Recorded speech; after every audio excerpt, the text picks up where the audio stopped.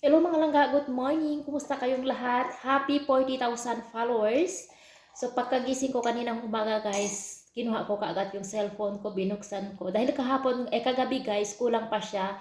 15 followers guys para magiging 40,000 followers tayo guys. So kaninang umaga guys, pagkagising ko, pagbuksan ko yung cellphone ko is, yun guys, yung bumungat sa akin guys, 40,000 followers. Sobrang saya ko guys. Dahil last week guys, pinagdadasal ko, sabi ko, Lord, hanggang March 3, sabi ko sa kanya, dahil birthday ko, yun na yung birthday gift mo sa akin. Sana makahit ako ng 40,000 followers guys. Pero tingnan nyo guys, February pa lang tayo guys. Anong pecha pa lang tayo ngayon guys. Pero eto na, binigay na sa atin ni Lord guys.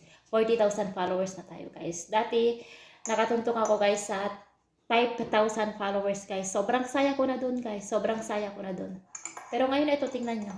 Kaya tuloy-tuloy lang tayo guys sa mga content creator na baguhan pa lang dyan na katulad ko. Go lang tayo ng go guys. Kahit mahirap tayo makahit ng viewers, go lang, upload lang tayo guys araw-araw. Ganyan talaga yung buhay guys. Magsisimula tayo sa baba bago tayo pumunta sa taas.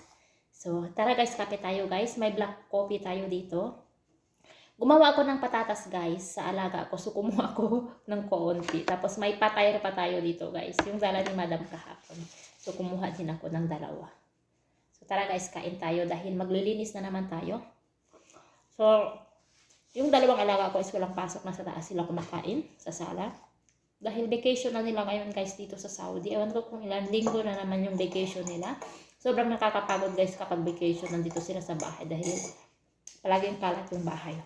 So, yung aking amo guys is may klase pa ata siya. Ewan ko kung ano na yung ginagawa niya sa school guys. Pero may pasok pa siya kahapon tapos kanina may pasok din siya.